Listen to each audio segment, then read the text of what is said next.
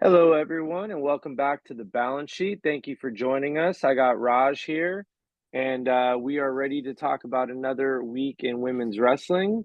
I had some exciting things out there. The first ever AEW Women's Casino Gauntlet, and a major main event match, which we're going to start with. It's Bayley versus Tiffany Stratton.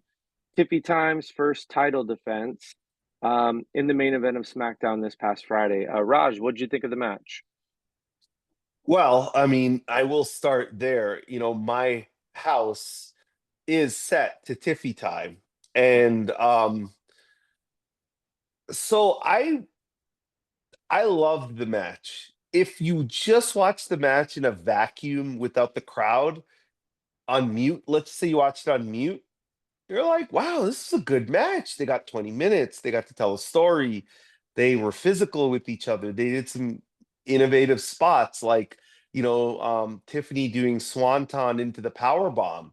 That was really cool. How she used the arm bar, how she put Bailey in the ring apron and kind of gave her the knee.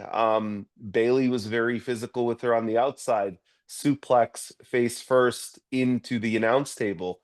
I loved the match, but I didn't watch it on mute. I watched it with my sound up, and it sounded like a library. The crowd was confused. They didn't know who to cheer for. They didn't know what to cheer for.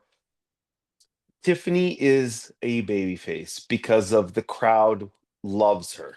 The signs are there, the shirts are there, the chants are there.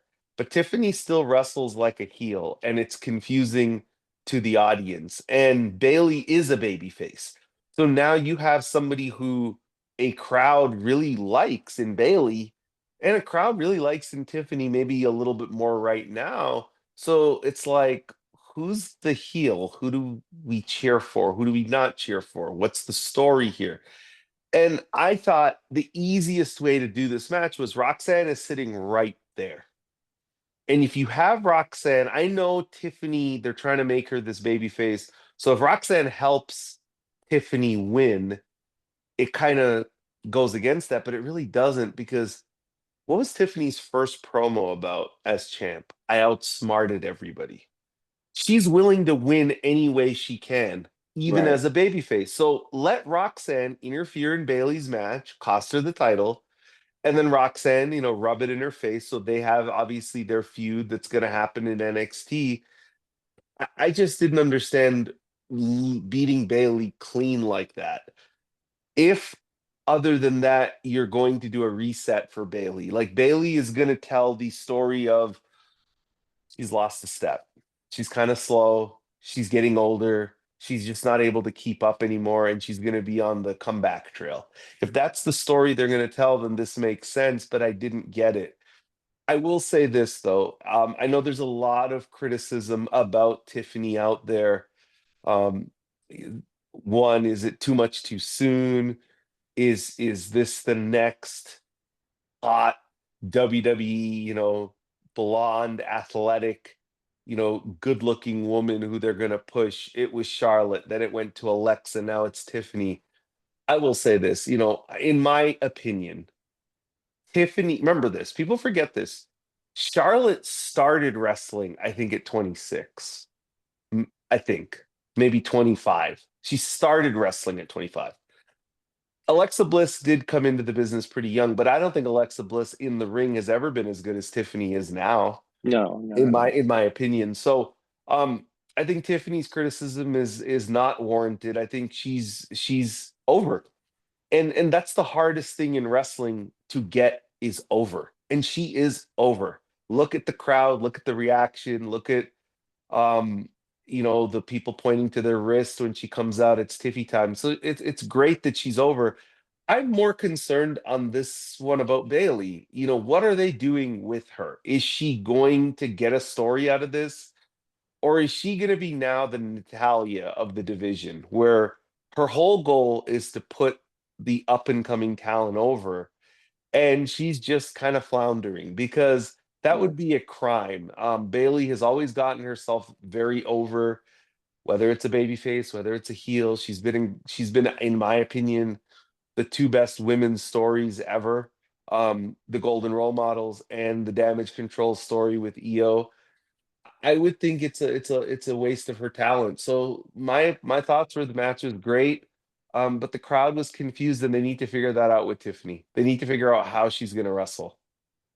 Yeah, lot to touch on there. I'll start with Bailey. Obviously she was on NXT. She had the promo and they kept calling it Joe Tessitore kept calling it a brawl with Bailey and Roxanne on NXT, and I had to go back and watch it because they did cut it off. Hmm. And I watched the clip, and we got about 6 seconds, which I guess qualifies for a brawl. They were starting a brawl, but we don't have any footage beyond that. Um, I see what you're saying because there's no way she wins this program versus Roxanne, right? I mean, Roxanne just had this historic title reign. Um, I love them using Bailey to bridge Roxanne to the main roster. I actually think it's a really, really neat way to do it instead of just having Roxanne show up and pretend like WWE fans don't know. They may know her, they may not. Kind of like what they do with the NXT call ups. And they have them acting different on main roster versus NXT. I think it's much better to blur the lines. But I was originally excited because I thought that was going to be possibly like the WrestleMania program for both of them. I don't see where they naturally fit on WrestleMania without each other. Um, but then after Bailey lost to Tiffany, Roxanne, it almost seems like she challenged her for an upcoming NXT show.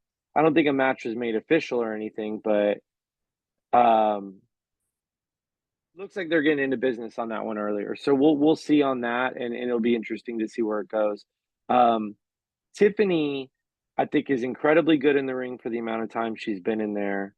It's very hard to get the crowd up for a match like this, where the champion won, what, 7 days ago. Um, she's not losing. It's not. It's a first time champion, and it wasn't Sasha Banks, so she's not losing 7 days later. Those inside jokes hurt even when we tell them ourselves. But uh, I thought the match was really good. To your point, if you watch it on mute, they did a lot of really good stuff in there. Um, it's a style of match I'd love to see the women go for and have time for on a PLE going forward. We've said on the show many times. Hmm. Um, they haven't really had a chance to get these 4-star or better matches. And I think if Tiffany and Bailey had that exact same match under circumstances that weren't so obvious that Tiffany was winning, maybe at a PLE and it's 6 months into the reign and the crowd gets into it, it's a 4-star match, right? It's a very, very good match. It just had a lot of things working against it, but the wrestling was very good. The wrestling was very good. The spots were very good.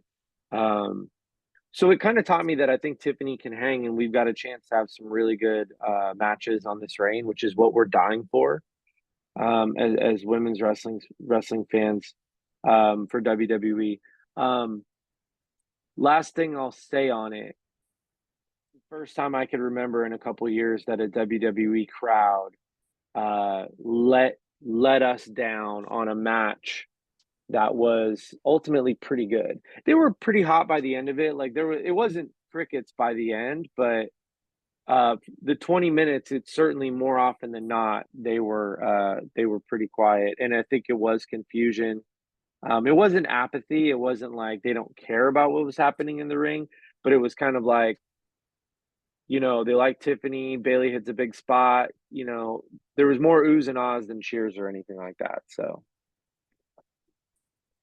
So before the match started, somebody you have been dying to see return had a yeah, vignette in Charlotte Flair. And I didn't think that was by accident. I think that it's very deliberate that right before Tiffany gets introduced as the new champion, kind of her wrestling, I guess, mom from a lineage standpoint has a vignette saying, I'm the gold standard.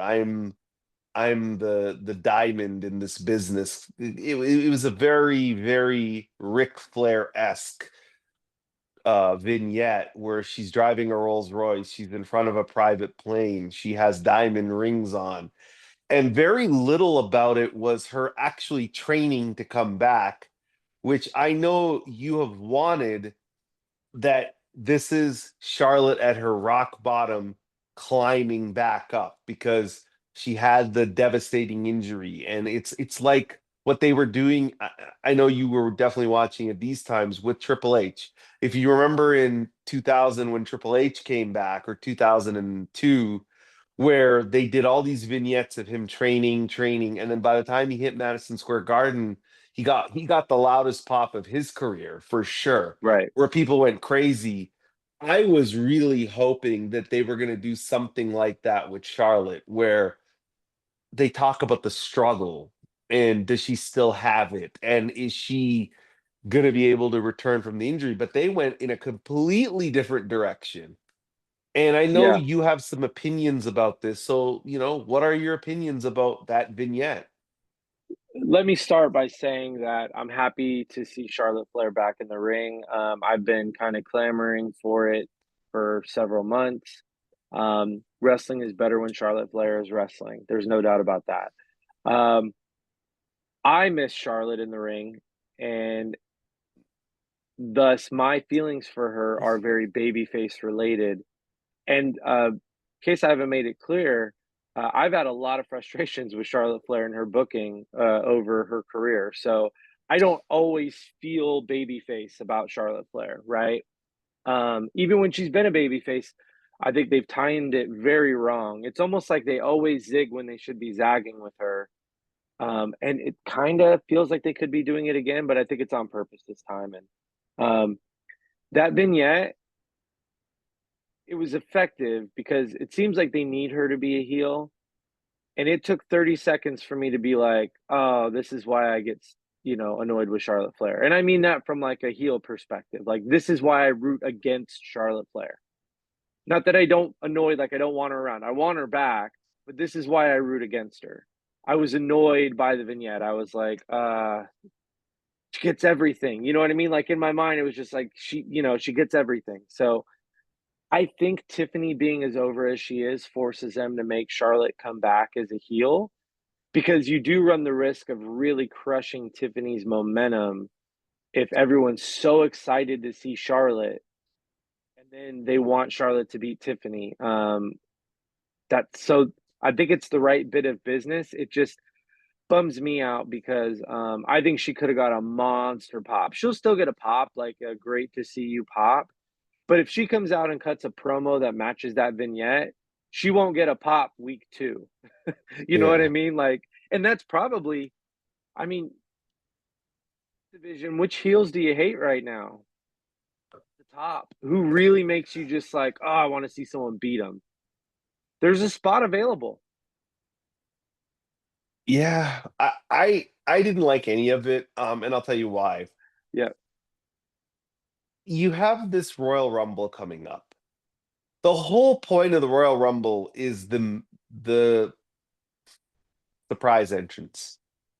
We know Becky is somewhere returning, right. and we know Charlotte is somewhere returning. Why wouldn't they do it this way? Number 27. I'm just picking a random number. They have that same vignette, but it's her new Titantron. They see someone driving a Rolls Royce, the steering wheel. They see a shadow by a plane. They see a diamond ring, and then her music hits and she comes out. Why not just do it that way? Because then you get the pop you're talking about for sure, but we don't know what her intentions are because Right. she's returning, right? So she could still end up being the heel in the story, but you would find that out later. She comes Yeah. back, she wins the Royal Rumble, she makes her intentions known of, okay, I want to wrestle Tiffany. And then slowly but surely you start seeing these vignettes of her shopping and doing these things, and then okay, this is who she's gonna be. Charlotte Flair, Tiffany's gonna be the baby face. And I guess my question is now, what do they do? Because usually somebody, I mean, okay, again, more inside jokes about the character that was Sasha Banks. I don't know if I remember somebody ever returning as a heel as hot as the 2019, the day before, when the fame, for those of you who don't know, we never told the story on this podcast, but my colleague here had the ticket for her return in Toronto 2019, but he I had to go did. home. Um, so instead of sticking around for the Monday night show, he gave his ticket away. Um, Didn't know she was coming back, obviously. didn't know she was coming back, and our introduction to each other was after she returned because I can say this now. I knew she was returning, and I told people on Twitter in DMs she was returning, and I told them exactly when she was returning. I said she is returning when you see a Natalia promo. She returns in Toronto, and everybody thought I was off my gorge. They're like, "What? She's coming back in Toronto? Like of all the places, like she's not even coming back in Boston or New York. She's coming back in Toronto off of a SummerSlam." And I'm like, "Yep, this is where she's returning," and she did. The blue hair part I didn't know about. I didn't know any of that stuff. I do know the location in Toronto she was hidden at. I am from that city. I do have people there, and I knew she was going to be on that show. And if I had known you at that point, I would have told you to stick around because she's coming. And Yeah. yeah, so what I'm trying to say is she came back. I thought for I can't I maybe on the men's side it's happened before, but on the women's side, I can't think of a returning heel who was as hot as she was. And then her first really big match she lost, which was the Hell in a Cell to Becky. So in theory, they've done this before where a heel comes back very hot and loses. But will they do that? Will they let Charlotte lose right away to Tiffany? Yeah, it'll be interesting to see. Real quick, I gotta add my end to that. So I go to Toronto for business a lot, and when Bailey and Sasha won the inaugural women's tag team championships at Elimination Chamber, I thought surely they're gonna have two of their biggest stars who are the first champs ever. Surely they're gonna have a 6, 7, 8 month reign. So I bought combo tickets for um, Toronto SummerSlam, and it was NXT Saturday night, SummerSlam Sunday night, and actually SmackDown was Tuesday night. So I had tickets for Raw on Monday, SmackDown on Tuesday. Um, Obviously, we know that Mercedes went away for that summer. I still went, and I was kind of looking for signs that she'd be back, for the event. I met Bailey. I've got a great picture with Bailey from then. I met Meechin, Sonya Deville, Buddy Murphy. But it was a cool event. I had a great time. I went back early. I gave my ticket to Lena, um, you know, uh, and she was there. She's from the area, and she was there for Sasha Banks's blue hair reveal. So that's one I do always regret. What's funny about it though is I did fly back home to Nashville, uh, landed, got through the airport, got home. I live 40 minutes from the airport. And literally, when I walked in, I turned the TV on, and Natalia had been talking for about 5 seconds. So I did see it live. Set my bags down, but I did see it live. I don't even know why I turned the TV on right away, but I did. Yeah, that one's a bummer. But Well, you were not alone, because over 300,000 people did tune in for that segment when I yep, guess the word started to leak like, hey, somebody's coming out here because she's cutting like this retirement promo now. This I don't think this has ever been reported in any of these sheets, but I'm going to do some reporting here. The original idea for that, and I know this for a fact, and I'm not going to reveal my sources, but there are people who know that I do know. I did know somebody who worked inside WWE at a high level. They don't work there anymore, but they did, and they did at this time. The original idea was Becky, if everybody remembers that SummerSlam, Becky beats Natalia, which she did. Becky goes away, goes into the back. Natalia now is in Toronto, picks up the microphone, and is gonna almost do the fake retirement thing. Like, yep, I didn't have it. It's time for me to, pack it up. And as she's about to, and they were hoping the crowd's like, no, no, no. Her music hits. She comes out. She lays both of them out like she did on the Raw, but she did it at SummerSlam. The reason they changed that segment is because they did not want it to shadow Goldberg. Because if you remember that SummerSlam, the next match was Goldberg and Ziggler. And they just didn't want Goldberg to get shadowed because they figured that this person who has made her triumphant return was one of the hotter characters not being on TV because the crowd started to, they don't talk about it, but 2 weeks before that happened, the crowd started to chant, "We want Sasha." There was an Alexa Bliss match where the crowd started to chant for her, and she was on everybody's lips because she was in Japan. She's going to AEW. Was she going to go to this rebel upstart promotion? Like, they didn't know what she was going to do. And a lot of people thought she was never returning to WWE. No, she was always going to return, but she came back and she was like a hot, like people wanted to know what was going to happen with her, and they were afraid that she comes back, people will just be cool for Goldberg, and so they changed it to the following Monday night. So if you had, if it originally happened the way it was supposed to, you would have gotten to see it. And it's really sad that they used to do things like that in the old WWE. I don't see Triple H or Nick Khan or HBK changing today, but in the Vince world, those things did matter, and it really sucked because I thought it would have meant so much more for SummerSlam. Um, It would have added to that event. It was a bigger crowd on Sunday night. The reactions would have been much huger, and just added another thing to the list of things that Bill Goldberg has messed up in wrestling. and then there was an early on idea about her return that she did the stretcher angle, but instead of doing it to Natalia, sorry, she was going to do it to Trish. Because people forget, Trish also fought Charlotte on that card.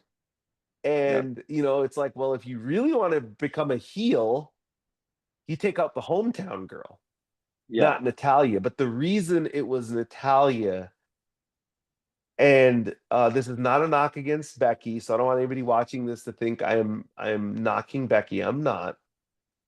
Her run as the man, or as the man, was cold. She was very cold as a champion, as the face of the company. She was cold. And the reason that they put the then Sasha Banks, now Mercedes Moné, with Becky, so Becky needed somebody to heat her up because it instantly heated Becky up. That feud was hot. When they were on screen together every week for those 2 months, they were on fire. The crowd was into it. I remember the guy who rates matches, who is kind of the database, said people love this feud and they're drawing house show gates and they're making money for the company at a time. People forget 2019, they were not a hot company then. No. But these two, I drove 4 hours from where I live to Chandler, Arizona to see them wrestle at a house show. I was supposed to see them the night before here in El Paso, but Becky couldn't make it because she was on an ESPN panel. So it was like they were so hot, people went to house shows to see their matches. And yeah, back to it, I feel bad for you because you could have seen one of the all-time returns, but back to this Charlotte, do you feel like they're gonna have her beat Tiffany? Because I used to think that, now I'm not so sure. Yeah. I think if she gets there with a Royal Rumble win, she's certainly beating Tiffany. Yeah. Um, for as much as say, it's funny, someone posted one of those don't be a troll, but what are some things Triple H could do better type of tweets. And Yeah, I saw you it. know, I'm gonna go ahead and say this loud and clear for everyone. The TV time has been great for the most part. The booking has been uneven at best. Um, Certainly the pay-per-view PLE time has been uneven at best. Um, I don't know that Triple H runs the greatest booking in the world. I just know he's better than the last guy, but he's not without fault, is what I'm getting at. Um, you know, I think we'll see with this Mania card. This Mania card is going to require 6 women's matches for them to properly slot in every woman who deserves to be on the card, or maybe Mm. 4 or 5 with one of them being a multi, like a 4-way women's match for a title. But I just don't know that he's done a good job um, all this up. And so I don't know what the story is yet, so I can't say one way or the other. But I could absolutely see him saying, "Oh, Tiffy had the belt for it'll be 4 months at that point." Um, a returning Charlotte Flair is not a returning Sasha Banks, and I'll leave it at that. I don't know that they're gonna cool her off if she comes back hot. Now, I guess time will tell. Speaking of booking women, my latest Triple H complaint, and I retweeted the advertisement for this with what I thought was a very good uh, Skip, It was funny. Shannon and Skip. But Saturday night main event, no women's matches. What the hell? Is that an official? Okay, so It's I'm four not saying matches, so I guess there could be 5. so the matches on that are confirmed are going to be Gunther Uso, Fatu Strowman. What are the other two? Well, one's not a match. It's Cody KO contract signing, I think, Okay, with HBK, yeah. and then I don't know. It's not women. No, there's another match. Is it Braun Breaker, Sheamus? It is Braun Breaker, Sheamus. Yep. Okay. All So it's right. a Haas So show. Haas yeah, show. it's okay. If that's if there's another match and it's not a women's match, um, I have a lot of questions. Number one, you just introduced 2 mid-card women's titles, and I have yet to see okay, I saw one Chelsea defense against Michin. But like, okay, where's the Lyra match, right? Like Lyra should have a match on Saturday night's main event to defend the title. Number two, why is Rhea not defending it? Like, do an open challenge with Rhea Ripley. Like, just They do an could. open challenge. Um, I would be fine with a Rhea Raquel blow off match kind of deal Yeah, where she just based.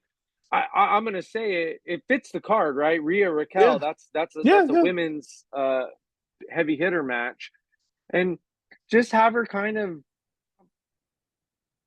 and move on, right? Or, That or it would help Rhea. No offense to Raquel, but she hasn't wrestled enough lately, and it would be a great spot for her to wrestle and look like $1 million, at least in the result, where she just wins, right?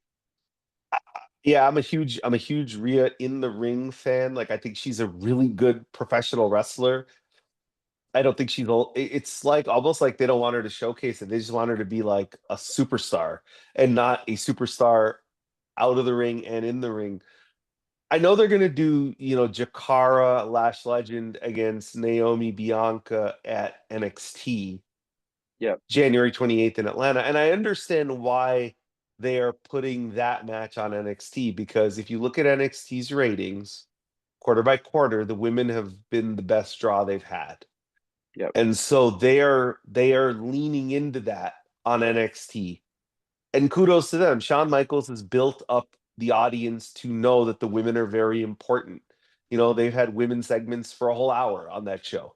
So Women's Booker of the Year for sure. Oh yeah, no, he's not even close. I mean, he's lapped the field at this point. I mean, it's really not close. The And only person close is that Rocky Romero puts Mercedes in the right spot whenever he gets her, and Ro- it's I would rare, say not his I would fault. agree. Romero is number two, and you can argue that Romero is a close number two because he main events women on pay-per-views, right? And they Yep, do that on NXT too. So I'm not going to say they don't, but I I think that Bianca, Naomi, Jakara Lash, if they're gonna go, because again, I saw the backstage vignette with Bianca and Naomi. Naomi is easily the guilty party here. He's easily easily. what? Oh yeah. So if Naomi is the guilty party, which I mean, have you found somebody, Naomi? No, I have heard nothing. I was like, okay, she is it. That's a Saturday night's main event angle for Naomi to turn heel. Those are the Oh, type it'd of be things. perfect. It'd Those be are the type perfect. of things that happen on Saturday night's main event. Yeah. Macho Man, finally blowing up on Hogan. Um, the Mr. Perfect winning the Intercontinental title where Bobby Heenan becomes his manager. A lot of things like that happened on Saturday night's main event, and I think it would have been such a cool thing for the women to have a vicious heel turn on Saturday night's main event and have Naomi be the one who gets that spotlight on a Saturday night, right before, the next day is the big sports events of the weekend. And so like it would have been cool to see Naomi put there, but I so you talked about Triple H uneven booking. And you're right. He is benefiting from following somebody who might have been on the worst 15 to 20-year run ever as a booker. Even Roman Reigns, who that individual got right as the person to lead the company into the future, he did it all wrong. Right? He did it Right. all wrong. So Triple H benefits from that. He gets the grace of that. But if we're being totally honest, I can't remember the last. I mean, I guess Bailey EO counts. So Bailey EO is what he can hang his hat on. Say, see, if you want me to do it, I can do it. But he did not do that with Rhea Liv, and I thought he dropped the ball there. They did not have a Yep. singular good match, and the story became about the wrong elements. So yeah, I think he has a lot to prove to me, especially on this and you on this WrestleMania card. Like, is it going to be six women's matches or is it going to be the same four women's matches? Two are multi-person, two are spotlight matches, and then, some women who are deserving of the card are left off. Like I don't know. I don't know. I'm hope The SummerSlam card you talked about, what was unique about it, the one I was at, you had Bailey, Ember Moon, Becky, Natalia, and then you had Trish, Charlotte. so, And I would almost bet that was the first time that there was three one-on-one main card matches at a WrestleMania or a SummerSlam. I'm sure it was for and women. one that didn't involve a belt. That's what I mean. Yeah. So Yeah. um, replicate that at minimum at WrestleMania. I if Bianca Naomi doesn't end with a one-on-one WrestleMania match, what are we doing? They both deserve it. They Yeah, I both would be so deserve it. pissed. I'd be so They pissed. both very much deserve that. And honestly, right now, I see Tiffy. I could see Rhea being in the multi-woman match if that's the route they go. I don't know that they have a built-in. Like I know Io has been teased, but I don't know. Michaels booking, you trust him. He uh what do they say? One of my mentors in business said, you do things for people, you do the right thing for people, you pay into their emotional bank account, right? And then when you need to ask them to do something difficult, you're debiting from that account. Shawn Michaels did debit from your account a little bit with a result on Tuesday that I Yeah, know that you weren't was so that was happy with, but you okay. trust So him. so I'm gonna tell you this. I got the result before I watched the match, right? Like in our chat, you guys discussed it. You said, "Hey, this happened." I did not see the match. I did not watch the match. I was really not happy about the result. I was like, Shotzi beat Stephanie McCourt. That's her first loss on NXT. Then I watched it and I said, okay, I don't like it. So I want to be clear here. I'm not excited about it, but I understand what they're trying to do. Shotzi, they're trying to build her up to be maybe the focus of the mid card women's division at NXT, which is the North American title, which is fine. She's always been somebody who's been over. She's had just a unfortunate run of bad injuries. I know you're a huge fan of hers. I love Shotzi. And honestly, I Yeah, there's love that match. I look, I don't know I don't know how many women are better wrestlers in the world than Stephanie McCour. Maybe four, maybe, I don't know. She's up there. Like when we did our top 10 list, everybody thinks that's how we look at like talent. No, no, no, no. That was based on their output for 1 year. But if right. I were to rank professional wrestlers, women in the whole world, Stephanie McCour is in my top five. I just there aren't too many women who are better than her. She's amazing. And the fact that Shotzi was hanging with her and equaling to the task and holding her own, and it didn't look like Stephanie was dragging her to the finish line. I'm very impressed with Shotzi. I've been hit or miss with her. Like I feel like there are times they have it with her and she's hot, and then there are times they don't know what they're doing with her. But that's not her fault. I thought the match was good.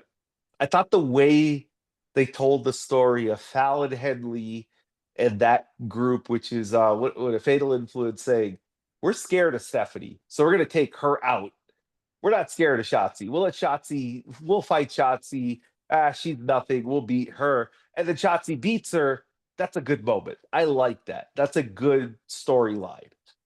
What I Yep. even loved more is Stephanie McCour going full Dark Angel backstage and killing everybody. Like, that was great. That she Right. was looking for them and men were scared of her. Like, she's in bed. Like, where? Oh, she's over there. Hey, That leave me. but That that's was that Shawn Michaels great. piece Yeah, where that he was does great. something kind of crazy, but then the follow-up is right, and it actually makes her look like more of a badass I while loved it. elevating Shotzi. It was very I good. loved it. So I apologize for my opinion in the chat that I was really pissed. But when I watched the whole thing play out, I actually thought he did a really good job. And he told. Now, I hate that everybody loses to the roll up, which is the most devastating finishing move in WWE history because nobody kicks out of the roll up after somebody gets distracted. But I thought Shotzi looked as good as she's looked in a long time. I can't remember the last Shotzi match that I thought was as good as that one. I mean, I dare to say, was this the best match she had since her tag days where she was fighting the Golden Role Models? Like, this was Yeah, good. She needed it. my thoughts real quick on it too. Shotzi had a tough run on the main roster. Um, Yeah, it was she bad. had an uneven match with Sasha Banks, which had some good stuff in it. But generally, at that time, blue hair Sasha Banks, if the match isn't good, the other talent's going to get blamed like 100%. She had an okay match with Charlotte Flair. Again, I might just be remembering some cool spots they did. Maybe the match wasn't good, but I think overall, going through a lot. She had some personal stuff going on. She had some injuries, and just it looked like she lost a step on the main roster, and it could be confidence related too. But it wasn't the woman we saw in NXT.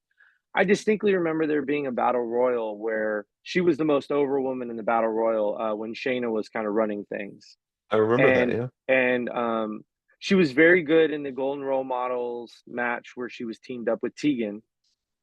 Um, and I'm not saying she was going to be Io Sky on the main roster. No one's saying that, but No, she was a competent wrestler with an over gimmick who was willing to do some crazy stuff in the ring that elevated her, ability to put on a memorable match.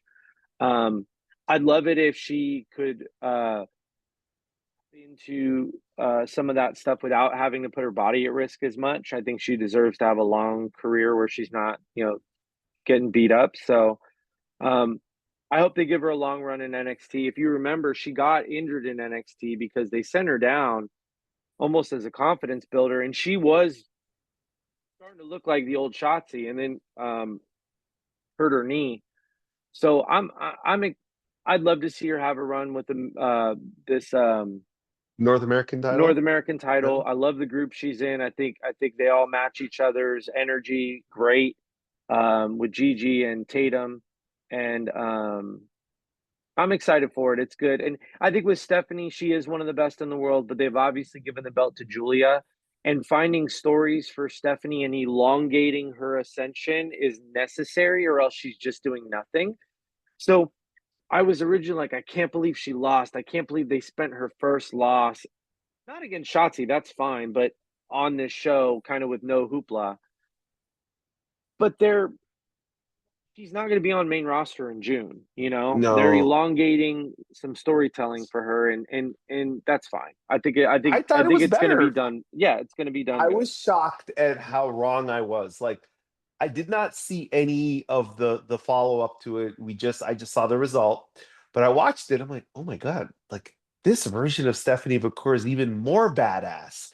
Like she's Right. angry and she's holding people by the throat and she's getting in guys' faces and she's getting in all of these guys are scared of her. They're like literally like it's like China walking backstage, and I got China vibes, like That's all. of Yep. of her being It's a great comp. like I was just like, wow. And this is okay. So I have a couple thoughts of what Shawn Michaels can do for me to make me personally happy. But before I do that, Shotzi Blackheart was on a team with Bianca Belair, Charlotte Flair, and Becky Lynch at War Games. If I were to say pick their partner, Bianca, Charlotte, Becky's partner, you'd pick 20 women's wrestlers before you'd pick Shotzi, given where she was in the totem pole. So the company did have some sort of high hopes for her, but they did her a big disservice. They took away her tank, which is one of the dumber things they've done to a character. 100%. Like Jake Roberts tells the story obviously better than I can. He was Jake the Snake Roberts long before he ever got to the WWE. He was always the snake because, he was a guy who would always turn on you and he would stab you in the back, and that was his gimmick. But when he came to WWE, Vince said, "Why don't you bring a snake to the ring?" And Jake was like, "This is the dumbest thing I've ever heard in my life. This is the dumbest thing." It's actually the best thing that ever happened to his career because he was Right. never more over than when he was with Damien, right? They got Right. storylines out of the Snake with Andre the Giant, with Ricky Steamboat, with Macho Man, with Earthquake. Jake was a main eventer. He was drawing money on house shows. He was so over. He split the crowd against Hogan, and they never went with the feud because they want to burn the Hogan bridge. My point Right. is, when you have a character who has this accessory that makes them even more over, you don't take the accessory away. So what? Shotzi got over because of the tank. It was part of the package. It's what made her great. She had the helmet. She came out it was cool. It was such a cool visual presentation, and they took it away from her, and that hurt her. Back to what Shawn Michaels can do for me personally. So this is for you, HBK. Io Sky wins the Royal Rumble, but she wants to fight Julia at WrestleMania. There you go. Yeah. Now, that will make my day. I don't care about everybody else. Me. Because Hey, you I know want what? to see Julia versus Io Sky. That would be like my main event at WrestleMania. And I might even go to Las Vegas to see that match in person because they're two of my five favorite women's wrestlers currently. And it's just, I want the Joshi Io, I want the Joshi Julia, I want 20 minutes. But That is what I want. did they ever wrestle? I don't know. No, because Julia came in much later. yeah, Julia came in when Io was already in NXT. And obviously, there was talk of Io going to Marigold to wrestle Julia. But the problem is, everybody knew Julia was coming to WWE. So why would they let that match happen at Marigold? Right? Like they want the match for their TV. So they couldn't do the match because they knew, hey, we can get this match on a much bigger platform. So no, they have not wrestled. And it's you look, I have gotten some of my dream matches. I still haven't gotten some of them. This is one of them. I want to see it. And I think it's the perfect way for you to keep Rhea strong or Tiffany, because I don't think the company wants Io Sky not to win the Royal Rumble. Like, I don't, people are like, oh, you really, yeah, I don't think they care. I just don't think they want to beat Rhea Ripley. Like that, Right. to me, it's not about Io. It's Rhea is the one they don't want to beat. And if Io wins the Royal Rumble, her Rhea, against Tiffany, not enough. There's not enough story there. if I had to bet, Rhea's holding the title until WrestleMania next year, and And she fights Bianca Belair. and Yeah. Bianca beats her. That's I I would almost bet my house. I know she ain't losing at this WrestleMania. That's for damn sure. No. So got about little bit of time left. We're Yeah. what, 50 minutes in. AEW. For Mercedes, she is recovering from, if you read Monet Mag, straight from Mercedes as the source. Had a hell of a time getting back from um, Japan, and ultimately had to cancel a couple appearances. Of course, we talked about earlier how much bad luck I have with the Toronto thing. For those who don't know, Clarksville, Tennessee is about an hour and a half from where I live, and she was originally advertised, so I bought tickets. I had the best tickets I've ever had because it's a small arena, and it would have been an amazing vantage point to see her entrance and her in the ring, and she couldn't be there because Toni gave her some time off to rest, because I think it took her about 2 full days to get back to the States. So my bad luck streak continues. I did, however, get to see the triple threat match with Willow, Chris, and Toni. Let me tell you guys directly from being in the crowd. Um, Toni is very, very over. I've seen some people sick of what she's doing on Twitter. I can go either way on it. I think it's funny. I don't know that it elevates the Women's World Championship. I think it's entertaining. I don't know if I want it to be my top act on the card type of thing, but she's very over. The crowd was very much into Toni. Willow is very over, beginning to end. And Chris was not over on the entrance, and I think that's a little bit of damage control that they have from her heel face.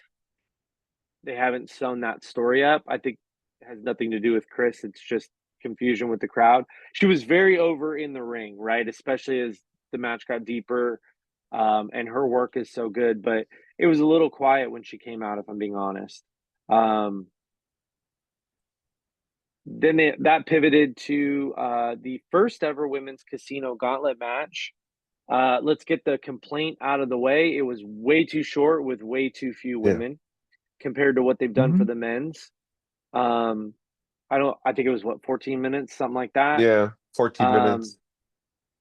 Toni won, so she will be challenging Mariah May at this Australia Grand Slam event. And we had a debut. Megan Bain, Yeah. officially once again all elite. I'm dying to see her in the ring with Mercedes. Um, Not to complain about Camille, but if you try that same angle that they did with Camille with Megan Bain, but Megan actually wrestles the way that she does, that might have been the Diesel Shawn Michaels thing we were looking for. Yeah, I'm a fan of Megan Baines. She's a star on the rise. She's definitely somebody, when we get to our segment about women to watch, she would have been, somebody I would have picked. And but now obviously her being brought into AEW, people know they're gonna attach some kind of rocketeer. So a couple of things. The luck you have with Mercedes Sasha Banks, I'm actually the exact opposite. I have seen 11 Sasha Banks matches in person, Mercedes Monet. She's only lost once. She's only lost once to Ronda Rousey, which she was going to lose. So I don't really look at that as me being bad luck. She Well, no, I lost don't. twice, but once she didn't take the pin. I Yeah. don't count Mania because she didn't take the pin. But okay, I guess she didn't win the match. But I have in Albuquerque, New Mexico, seen her defend the Raw Women's title against Charlotte Flair. She beat Charlotte, so I've actually seen a Raw Women's title defense by Sasha Banks. But It's like a unicorn. it is. But back to the Toni Storm thing. So I love the Toni Storm gimmick. I find myself laughing every time she cuts a promo or does one of these vignettes.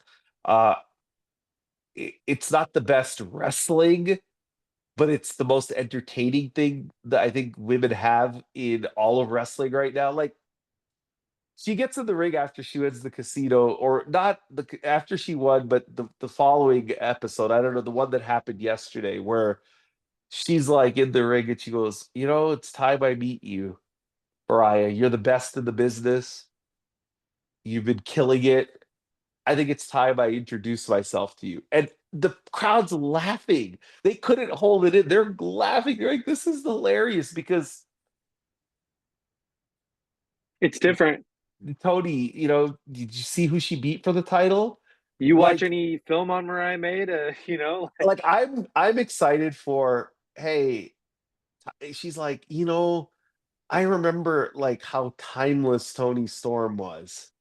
And I kind of took my name from, like, that's the gimmick that she needs to do, which is I named myself after timeless Tony Storm because she was such an icon in this like business. she thinks she's a different person. Yeah, like to me, look, I don't know where this is going. It's either she's fooling everybody to get under Mariah's skin and to outsmart her, or it's some kind of she got hit on her head.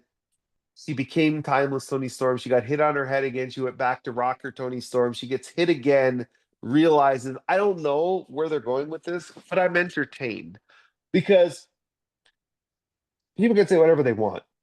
No woman has been a better character than Tony Storm. No, no. I'm not talking about in the ring, and she's certainly not having 5-star matches, 4-star matches. She isn't. But my goodness, that's a character. Yeah, we got some flack for not having in our top 10, and I'm not going to tell anyone that they're wrong. Wrestling has their own opinion. We really weighted our top 10s, both of us, based on Yeah. in-ring performance. But if it was gimmick related or character related, she's not even, it's not even top 10, it's top 5. Selfishly, you said this a couple weeks ago. I need the Mercedes Tony. Shit, could she call her Sasha? Could they get away with that? You know what I mean? Like, you know what I mean? Like good, as long as they don't say Banks, right? Like Sasha, like with the Australian accent, They could say SB. She could say boss or I, something like that. I don't know. to me, like I said, I really want the interaction where she's like, remember we were at that other place and you told me to pursue, my dreams, Here Mercedes. and like nothing happened in between. Yeah, and it's like I just had to go away for 2 years and recollect my thoughts and just disappear. And then I had your voice in my head, like all elite wrestling is where I belong. And when I saw you appear, I knew, hey, I had to be there. Like there's so like I just want to, because people have always not loved how like Mercedes is outside of the ring, like, whether it's a promo video, she's always gotten flack. But I will argue that she's been really good in these type of circumstances. Like, I think back Comedy with stuff. how Yeah. great she was with Carmella, like Yeah. the stuff that they did together. I loved when she was the blue hair Sasha and she's like, lose your color. Like she's good, and but I don't know if she can hold it in. I think Tony will crack her on screen because Oh, that's a clean, easy way that they could do it. She should see her and be like, "Oh, I love the whatever hair color she yeah, has," and she's gonna be like, "It's so much better than the blue," and just kind of just yeah. be like, Because if you read the Money Mag, which I know you do every week, and I do too, she talks about how timeless Tony Storm was Mhm. her favorite part of all of wrestling, and how she thought she was the wrestler of the year. And she thought that that's the reason she wanted to come to AEW because of how much time they put into the timeless Tony Storm character. So she loved that whole thing. So I'm dying to see how they interact on screen. Like I'm just dying to see it. But yeah, like the Casino Gauntlet was a letdown. I was really let down by the time, the lack of effort it seemed like. Like I get it, Tony. You want Tony to win. Great. Like that's cool. Like that was who was going to win. Like I didn't think anybody expected anybody else to win given the matches in Australia, right? Like of Right. course it's going to be Tony Storm because she's going to win the title there. But I kind of felt like they could have done more. Yeah, no, more women, have some fun with it, one or two more surprises. They have a couple of they had a couple Japanese women stateside that they could have thrown into that match, and it would have been great partnership with Stardom. Stuff they do for the men all the time that they don't consistently do for the women. Okay, coming up on the end here, but what we wanted to do was talk about we recap 2024, our top 10 matches and our top 10 women the last couple weeks. And we're not going to give 10, probably three or four each, maybe. But uh, and I love a lot of these wrestlers that we've been following for a long time, but I'll speak for him and, as well as myself. And we're also get really excited about up and coming talent and or people who maybe are on the shows we all watch, but they're just ready to emerge. So we wanted to kind of talk about a couple women who we think are going to take a step forward in 2025 into the consciousness of the people who would listen to this show. And they're all going to be names you've heard, but just people who are kind of calling the shot on bigger and better things for 2025. All right, so I'll start here. This is not a wild prediction. I think everybody who has watched this woman wrestle sees superstar potential. I'm gonna say the breakout star for all of women's wrestling in 2025. I'll start here. It's gonna be Lola Vice. I think Lola Vice has the potential to be one of the biggest women's stars in the world. She I has can see it. everything. She has Yep. everything. She has the aura. She has the look. She has the physicality in the ring. She has a MMA background. She is like a legitimate badass. And with how she does her ring entrance and her music and how Booker T goes crazy for her on commentary, I think that she should be. Look, obviously there's a Julia Stephanie story that they have to flush out. But after those two go to the main roster, I would build the division around Lola Vice. A couple other women I'll mention here in a bit, but Lola is the person I think is going to have the most breakout success of 2025.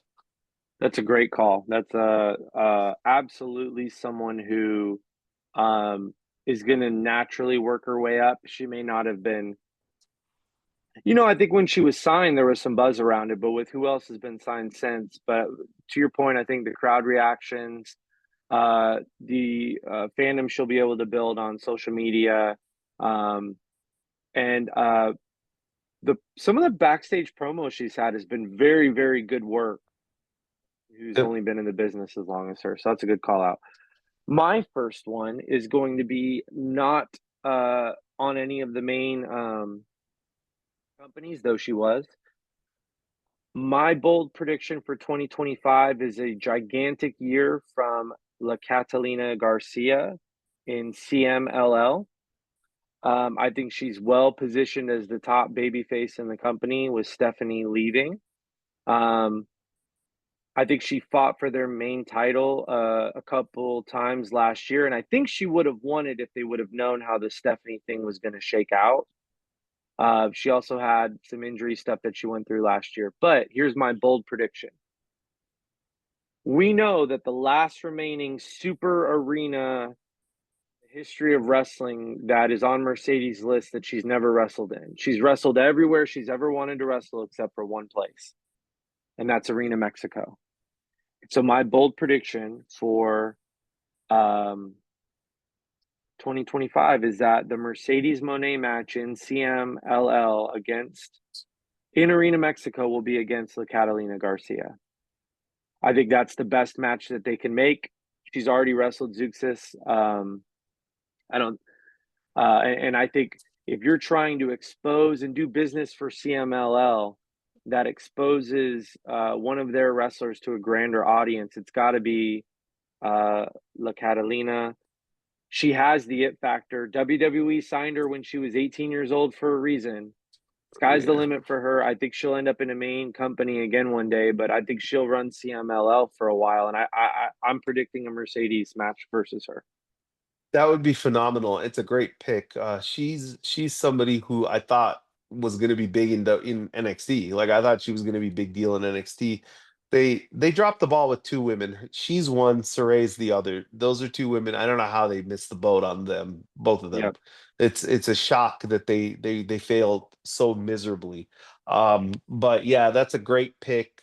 I can see everything you're saying. I think the CML absolutely needs a replacement for Stephanie. I think she's it, and I would hope. I don't see her ever going back to WWE. I mean, not to say never, but I think the experience she had, and if you can Google it, I'm not going to go into the details of kind of how they treated her and how she was left on her own. I don't see her going back to WWE unless she's way more forgiving than I would be. I could see her going to AEW, but yeah, for sure. that would be an awesome way to put her officially on the map is her beating Mercedes in CMLL. That would be an awesome way to kind of cement her. So, my next person on the rise, and this is gonna be this is gonna be somebody who I know a lot of folks have already we talked about her earlier, but I'm gonna make another bold prediction. Camille is actually going to have a good comeback. I Okay. I look, I know she has not performed in AEW. I mean, she has been bad. I mean, an anchor. I know Mercedes fans listening to this, myself included, are like, oh my God, don't ever put her back with Mercedes. And I'm not saying that, but I do think there's something there. Like, I do think there's talent there. And I think that my bold prediction is she's going to be in a main event program with Rhea Ripley. She's going to be in WWE. This year, That's my prediction. you think she got her outright release from AEW? I think that either she is in the process of getting it or she's going to get it. And I think rather than this is where I'm going with If you this. get Look, this one right, man, we're posting it everywhere 100 times. WWE and TNA just signed like a partnership thing. Yep. And as soon as that news release hit, everybody went to the automatic, oh no, this means we're going to get Tessa Blanchard and Rhea Ripley. Because, Tessa's in TNA, and this is an easy way for WWE to bring her up without actually signing her. Hey, we have a partnership agreement. We're using her. And obviously, Tessa, to get to WWE, will do whatever they ask. There you go. You want to go put Rhea over in 12 seconds? I'll do it. I don't care.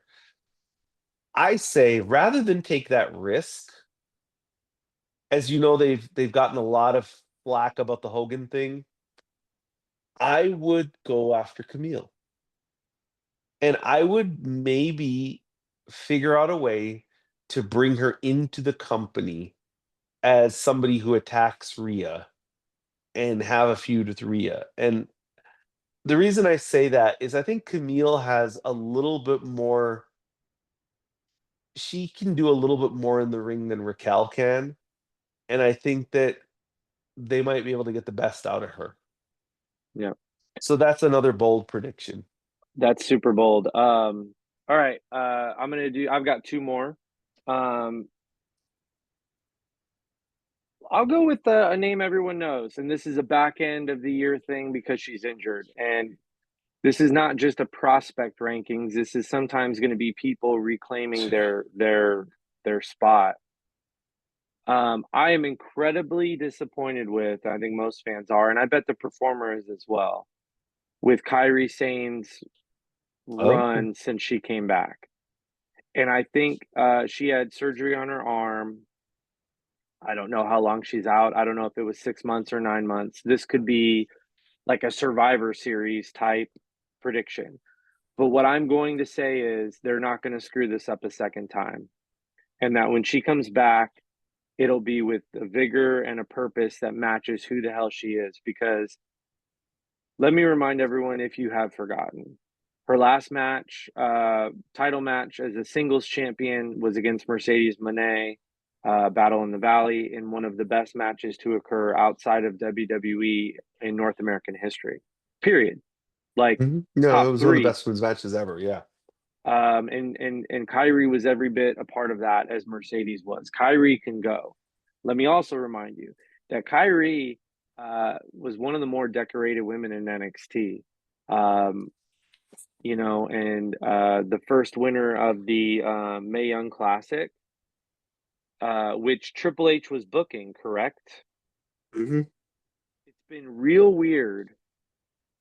Kyrie has taken. Kyrie's not even in the back seat. She's been back. The minivan that has the third row with your legs up hmm against your chin.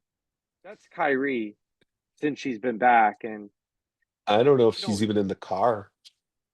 and I don't know why. And they had that amazing return, and she just looked like she was gonna. She looked like she was from Kill Bill in that return, like she was gonna just murder people, and Yeah. that just hasn't been the character that we've gotten. So, um, I I am ready for her to come back when she's fully healthy and ready, and put her name back on the map in a huge way.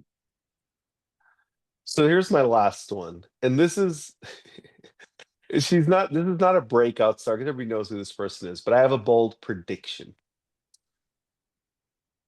At some point this year, we will get the first ever women's pay-per-view main event for AEW. It is going to take place in El Paso, Texas, where I live. And the match is going to be Mayu Iwatani and Mercedes Moné. And it's going to be some kind of unification title match where Mercedes is putting her New Japan title on the line and Mayu's putting the IWGP title on the line. And maybe even the TBS title. Mercedes will win that match to get more gold, but she will eventually lose the IWGP title and New Japan title to Mayu. So they will have two matches this year. One will be in America where Mercedes will win, and the other will be in Japan where she loses. Is that Forbidden Door that's in El Paso? Well, I don't know for all I know is I remember one of Mercedes' first. I think it was her first match in AEW against Willow, and I believe the interviewer asked her about doing a match in El Paso, like having a match here because of the Eddie Guerrero tie-in. And Tony jumped in and said El Paso is one of our hottest crowds that we've ever done, and we are thinking about bigger events there.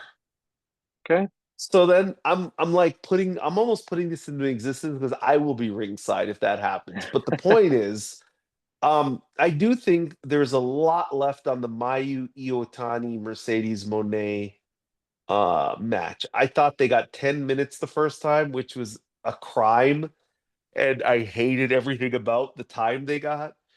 And I truly believe that if both of them are the competitors I think they are, and I know they are almost, I think they want to see what they can do with 25 minutes.